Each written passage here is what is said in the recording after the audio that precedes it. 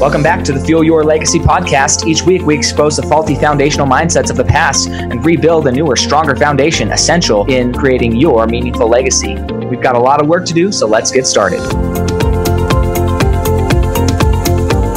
As much as you like this podcast, I'm certain that you're going to love the book that I just released on Amazon, Fuel Your Legacy, The 9 Pillars to Build a Meaningful Legacy.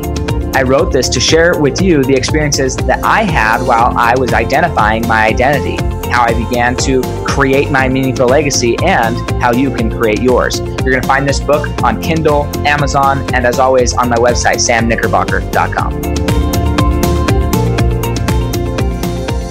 Welcome back to the Fuel Your Legacy show. And today I have another phenomenal guest from the Eastern United States, Rhonda Peoples. And I met her just on a networking call with a bunch of other people. And there was a lot of people on that call. I think 25 people. But out of everybody, there was only a few people, one who reached out to me, but two that I actually thought would add value to my audience. And so that's one of the reasons I actually said yes to her is let's see what value we can create today for you, the listener, so you can improve your life and have a better direction towards your goals. So Rhonda has worn lots of different hats, throughout her career. Everything she really likes getting into the helping people and leadership communicate better. She's an innovative business developer, and she has a coaching business that leads women. I'm going to say women specifically, but these principles, just don't get in your mind that these are only for women. Success principles are for everybody. But she leads women to help discover their own greatness and recognize their breakthrough of their personal glass ceilings, so that they can claim and create a 6 to 7 figure income. So if that's somebody that sounds like you, hey, you're kind of on the edge, you're thinking, man, I really wish that I could really take my life to the next level. And maybe it's 6 to 7 figures of something else. Maybe it's not money, although I think if you start adding enough value, money's going to come. But, Absolutely. But think about, well, what drives me? And if I could 10x or 100x what drives me, if it's love, great. What if you experience 10 times more love or 100 times more love? If it's contribution, what if you experience 10, 100 times more contribution, right? Some people, they like money as a gauge. That's okay. But don't think money is the objective, because it's not. Money's a tool. And that's why I want to bring Rhonda on here, because she deals specifically in helping you understand your personality and other people's personality and how to make that value exchange the most it possibly can be. So Rhonda, thank you so much for taking the time. We had some rescheduling and I'm glad we made it work. Yeah, absolutely. Absolutely. Yeah, go for it. And tell us a little bit about your childhood and kind of how did you get to where you are? Why are you so passionate about this right now? Well, I was born and raised in, really, I'm going to say, Osceola, Indiana. Some people might know South Bend a little bit better, Notre Dame.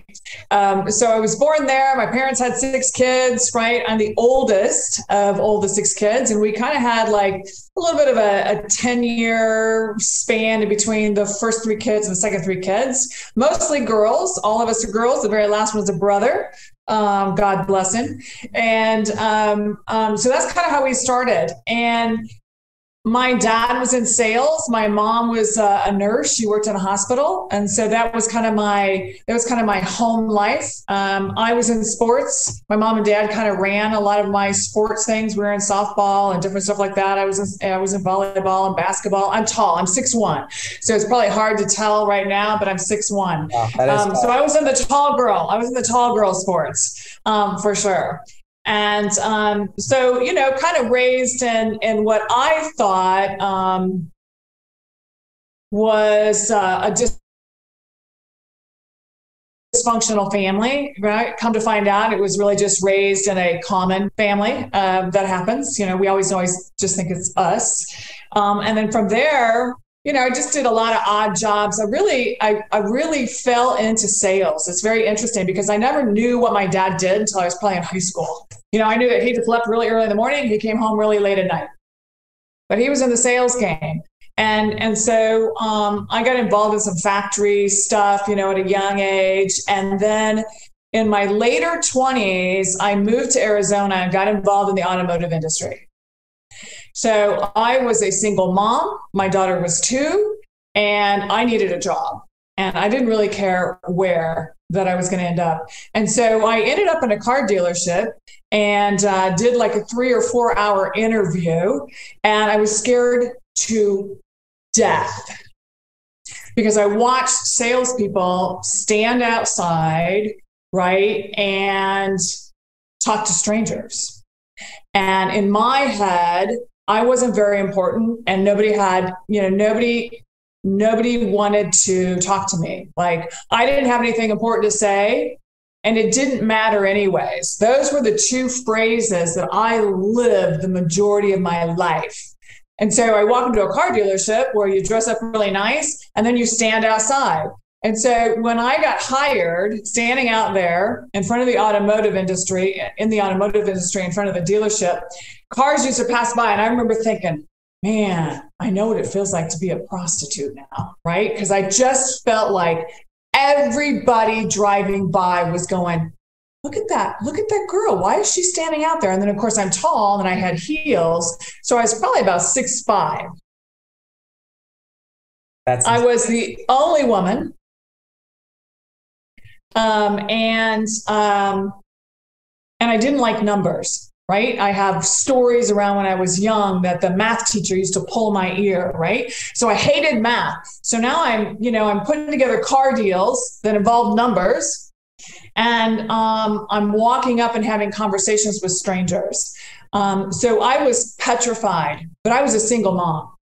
And at the time, I didn't have a car. So I literally would grab my daughter at 4 o'clock in the morning. We'd get on a bus. I'd drive across town to drop her off at a daycare. My mom was a nurse at the time, so I got free daycare. So I was going to the daycare. So I would drive across town. We would run right to the back of a parking lot where this daycare was, because the bus would go up and it would turn around. I was pretty close to the turnaround. So I had to get the bus on the way back. Otherwise, I was going to be late to work. So I'm in heels, nylons, dress. I'm running my daughter, right, to daycare every single morning, and she's screaming because she doesn't want to go to daycare. And then I get to work, right? And then we do the nighttime, right? After work, I'd get on the bus and I'd do the same thing, only backwards, picking her up. And so I did that for several months in the beginning of my automotive tenure. I ended up being in the automotive industry for 22 years. I started on the floor as a salesperson, and then I got into finance and become the director of finance. So working with a lot of numbers, but it's really all about people. I was very driven and proving. I was very much in my proving stage of my life at that time, proving to everybody that I could do it, proving that I didn't need a man in my life, proving that I could raise my daughter on my own, proving that I was just as good as any man there, proving that I could be the best salesperson, proving that just everything I did. And so that's a big drive. I made 6 figures for a very long time, had a custom built home that I built, driving a Lexus, all types of, my shoe closet was quite full, and I had all the purses that I needed. And I wasn't happy. And so it was right around that time where I started to get sick and had some medical issues, ended up having to have a hysterectomy. And during that time, they found cancer, ovarian cancer. And right when I came back to work, which was only 3 weeks later, because in the automotive industry, like, you don't stay away very long. I go back to work. They set me down and they had a conversation with me that I could either go back in sales, right? Or I could find another job. Now, I don't even know what type of cancer I have at this time, right? Like what stage of cancer I have. And I've lost my job. And so it was really a time for me to dig deep and to find out who I was, because I walked out of there going, I don't know who I am. I don't know what I really want in life. And I knew that I wasn't, with all the wonderful thing, all the money I had, I wasn't happy. I just wasn't happy. So I started diving into personal development. I started reading books, tons of books, doing workshops. I learned how to meditate. And then I got involved with a company called Landmark Worldwide. And it is a personal and professional growth and development courses. They've been around since the 80s. And that started my journey in 2016, where I really started uncovering who I was and really disseminating the stories that I told myself constantly. As I had found myself in a new industry, I'm out networking because I never did that in the automotive industry. I was always at work. And so now I'm out of the automotive industry and I'm stepping into creating my own business. And now I'm networking. And so I'm going to places and I'm finding groups of people that are coming around. They're talking about their businesses, right? They're soliciting for business and so on and so forth, which was a whole new world to me. I sat back and I noticed that most of the women that stood up had their heads down when they were talking. You couldn't hear them. They were very, very quiet, right? And I was just discounting them. They would stand up. I couldn't hear them. I didn't understand what they said. And I was like, okay, she's not going to have a business. Oh, yeah, no business. That'll be gone in 6 months, right? I was being very judgmental. And then one day it hit me and I was like, Rhonda, you can make a difference for these women, right? And this is as I get deeper into my own personal development and I really start opening up, getting rid of my fears, right? And really becoming who I am from my heart. I got out of my head and down into my heart. And I started recognizing, wow, Rhonda, people listen to you.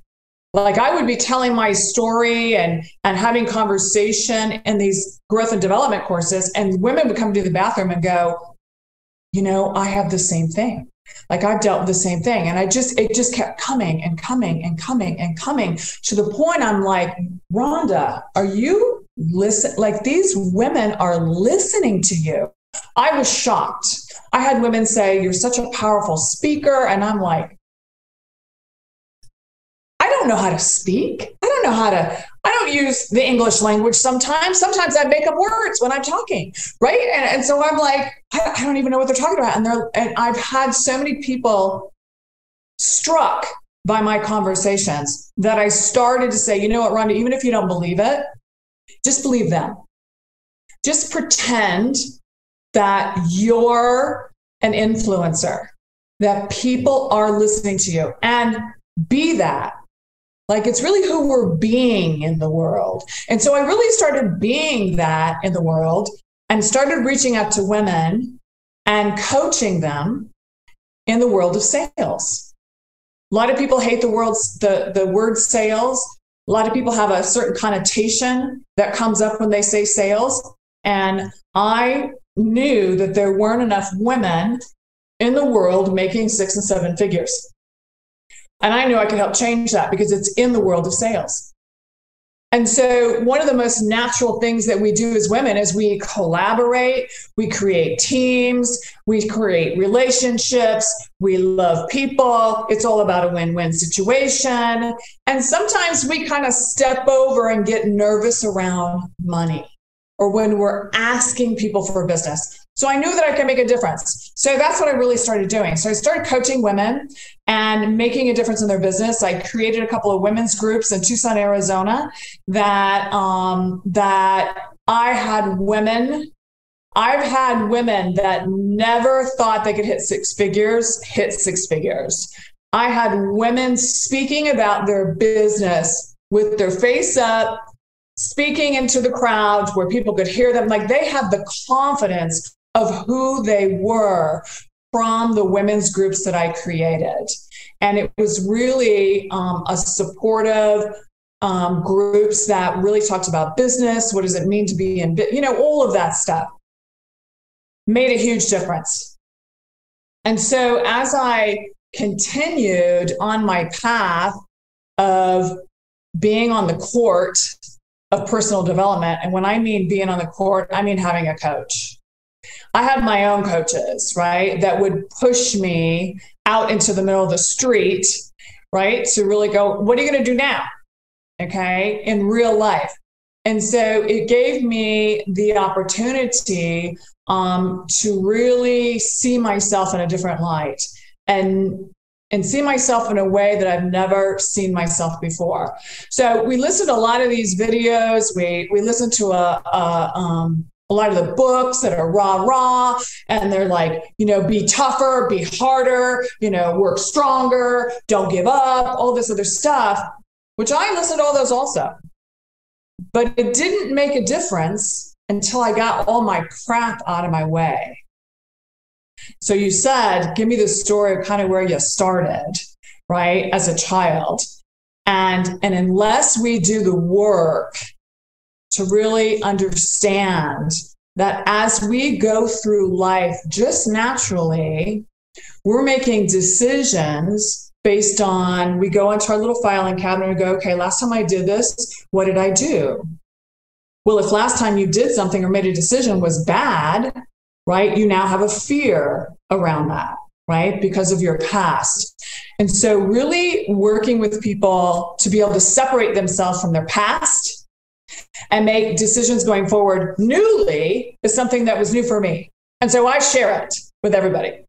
So I got involved in a lot of communication courses. Then I came across Bank, Codebreaker Technology, which is all about communication. It's all about being in the world of sales and within 60 seconds, knowing the personality language of the person that you're talking to because they told you what it was, right? And then being able to speak to them in such a way that you can get more yeses than no. Because in sales, they always say, well, you got to go through all the no's to get to the yeses. Well, that's BS. It's not true, right? It's just because we have one way of speaking. And so when we meet that person that lines up with how we speak, they're going to be a yes, because they're right in line with how we're delivering, what our presentation is, so on and so forth, right? The other personalities that are not like, we turn them off. Like one of the things about an action person, I'm an action person, is that, I don't want to hear all of the details. I want you to get to the bottom line. I want to know what my choices are. What are my options? Okay, I'll make a choice. We'll go right now. Where other people need to get information and walk away. And if you put any pressure on them, right, they're going to be very kind because they don't like confrontation. They're going to be very kind to you. They're going to say, thank you so much for everything, and I will definitely get back with you. And they're MIA, right? So if you know that ahead of time, right? So you come in prepared, right? I'm just going to give you, Sam, if you're one of those people, Sam, I'm just going to give you a file and say, Sam, this is all the information we went over. I know you've got to go do your own research. So I'm going to give you some additional stuff to go look over. And then I'm going to call you on Thursday at 2:00, or is 5:00 better, right? I mean, just work that out. And then they appreciate that. But if you don't know that ahead of time, you're probably stepping on people a little bit, right? So that's why I loved Codebreaker Technology. And I've had parents come to me and tell me the difference that it made in their relationships with their kids.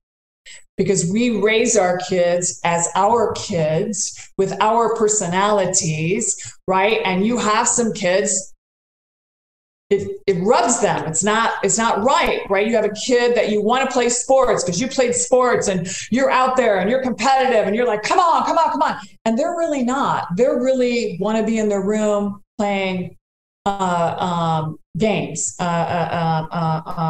surfing. What's the word? Gaming. It's a new word, right. New technology, right? They would rather be gaming than be out on the field being competitive, right? But if you don't know that, and so this particular mom, that was her scenario. So it really made a huge difference for her. So I became a trainer with Codebreaker Technology. So I use that in every single thing I do.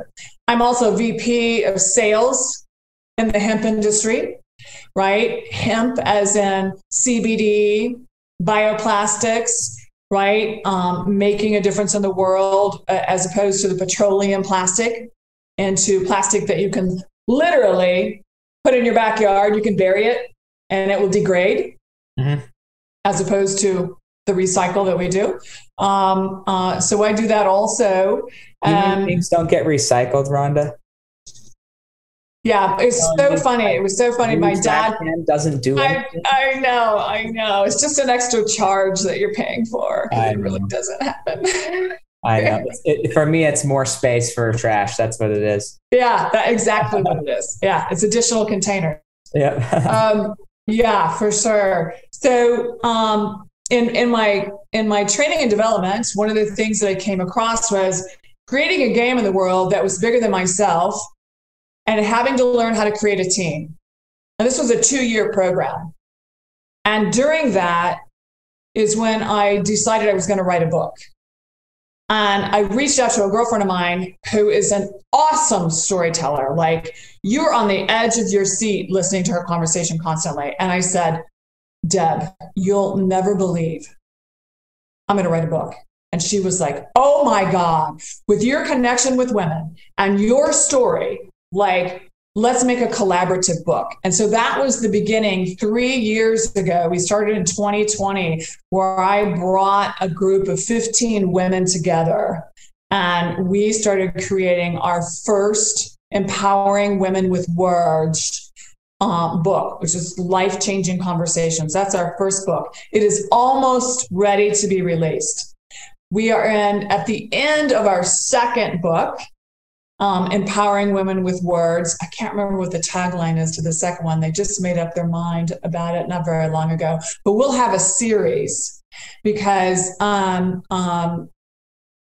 we have determined that the first women that came together, the majority of those women stayed with me and said, you've got something here. We have a business. Let's create a business. So we've created Empowering Women Alliance. So if you go to empoweringwomenalliance.com, that's our website. Okay. And we brought that together because we inspire women to be authentically self-expressed and unapologetically powerful. That's not natural for us, right? You got to get all this stuff out of the way. So that's what we do. And we do it through authorship. We bring women together. We meet every single week. For the last 3 years, I have met women for an hour or 2 hours for the last 3 years. So we've got our second book. We've got a bunch of ladies lined up for our third book and ready on the empowering women. And then we're going to do some other books out there also. We've got workshops. We've got weekends. We got all kinds of stuff. That's awesome. In that arena. Yeah. So what inspires me about all of this is knowing myself differently and sharing with other people, not just women, but other people, that it's there. We use excuses. Like I used to always say, I'm an introvert. I had all kinds of reasons, right? And when you say you're an introvert, everybody in the group is going to go, right? I'm with you. I can't do that either. And they all have reasons why, right? And so we're all justified. We're all justified. When reality was, there was an incident that happened when I was in 8th grade that I stood up in front of the entire school to give a speech, to be secretary of the school. And I started to give my speech, and I woke up in the nurse's office. I had passed out in front of the entire school. Now, if you remember, right, back in the day, Sam, how old are you? I'm 30. Okay, so you may not have this experience. So I never went to public school, so I'd probably. Okay, so and I'm the only one that went to public school. Everybody else went to Catholic school. So you may not have had this experience, but our lunchroom, right, is the same room as the auditorium. So we would go to lunch in a room that had this great big huge stage. It was a big wooden stage. So all I could do is imagine hearing my head hit that wood. Right? And so when I woke up in the nurse's office, I told myself, oh my God, I can't speak in front of groups of people. And Sam, I lived the majority of my life that way, saying that I couldn't do it. Funny, I always ended up in management positions where I needed to have group meetings, or I would stand in front of a group and do trainings. I was mortified, palm sweaty. I did all kinds of different things before I had to go out and speak to a group of people. It was ugly, very ugly. I had to do a test in front of a camera. When I watched the recording, it was the first time. I blacked out through the entire thing. I had no recollection of what I said. Now, it was wonderful. It came out perfect, but I had no recollection. So I was a serious, I can't talk in front of groups of people. I've disappeared that. I don't have it anymore. Now, I get nervous, right? I get nervous before I get in front of a group of people, but I don't have it that I can't do it. Right. I literally am able to speak from my heart now.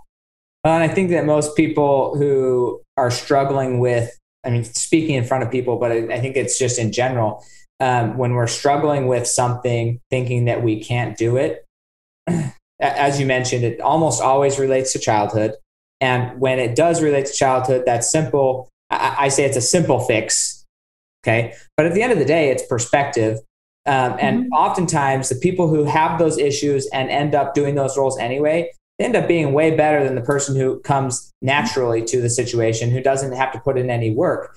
Because I would say, and maybe it's just my definitions of introvert versus extrovert and what I understand of them.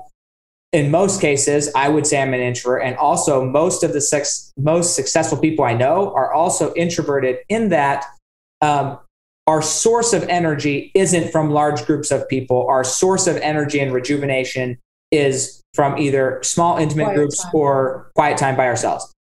That is how I would define an introvert. That has absolutely no bearing on your performance or what you're able to achieve or accomplish. It's just simply a recognition of how you recharge. That's it. Like it has nothing to do with your capabilities, your skills, or anything, or what you're capable of. It's simply, how do you recharge? And knowing that about yourself, I think, is as beneficial as knowing how to communicate with yourself or somebody else, right? You do need to know what recharges you.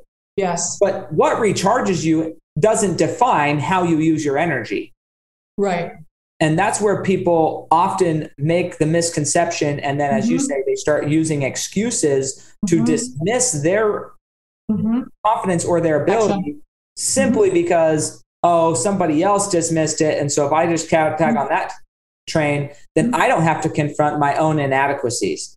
And it's so much easier to avoid your own inadequacies and to blame somebody else for your own inadequacies than to deal with it yourself. Well, that's the world we live in, right? We live in the world that is somebody else's issue. It's not my responsibility. Absolutely. I mean, I was, it was 2 years ago, maybe a year and a half ago. It was Christmas time, and I've got 3 little children, a 6-year-old, 4-year-old, and a 1.5-year-old now. But at that time, I just had been 4 and 2 or 5 and 3 or whatever. And we bought all these cool Christmas things with them we bought them with the intention of like, hey, I want to be able to do things with my children and to create a relationship. So it was an intentional purchase that would demand me help them so that I could build a relationship with them. That was like the intention behind it. Well, we start to do it and they're 5 and 3 years old. So how long do you think that attention span is? Even in the best of times, it's like 5 minutes. Right. At the best of times, like even if they're actually interested, it's just that their attention span isn't that long. Well, I'm sitting there and my attention span is a lot longer and I'm objective oriented and I want to get it done because I want to see it created. I want to see it work. And, so it's like Legos type thing where I'm like, hey, we got the instructions. There's 1,000 Legos here. Let's put them all together. Let's build this sucker and you can play with it in an hour. Right. And they made 5 minutes and then they wanted, and then here's the real failure in my part, is I've got this set of instructions. And so if we want the end outcome to look like the instruction says it is, then we got to follow the blueprint, which it seems like is your least valuable thing. Right. Everything. So I'm like, we got to stick to the blueprint. Right. And they are getting creative with the toys that they have. They said, and blueprint's not important anymore. We're 5 minutes in. Let's just have fun.